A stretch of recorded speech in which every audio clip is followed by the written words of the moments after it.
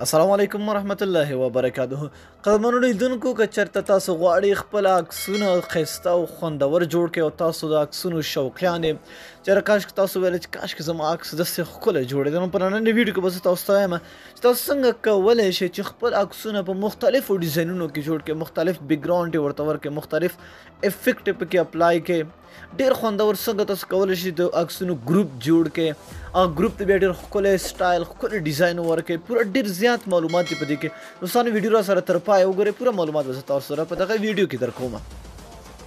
د دې لپاره پکار دی یو سمپل اپلیکیشن ډسکرپشن ته لاړ شئ، لینک پروت دی، په لینک باندې کلیک اپلیکیشن ډاونلوډ خپل موبایل کې انسټال کړئ.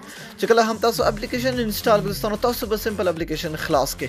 دلته تاسو ته ښکاري دلته یو کالج دی، یو بلر دی، سپیرل دی، دلته بیا نور سټیکر هم تاسو ته موجود وي او سایز.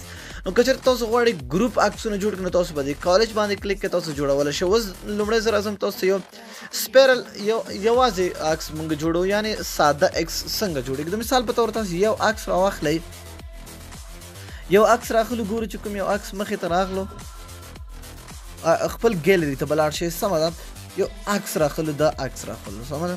عکس کوشش وکړئ چې داسې عکس راوالي چې دا عکس دی.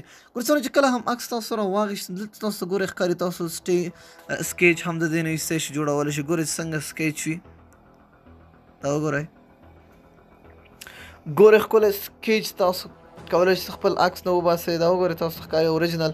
که تاسو دلته غواړئ سکیچ مو ورکوئ، اوریجنل یې راوړئ، دلته سپیرل باندې کلیک کړئ. دلته ګورئ ډېر ډیزاینونه دي، تاسو حاجت نشته چې بس صرف یو کلیک پې وکړئ ستاسو عکس به جوړ وي. دغه وګورئ،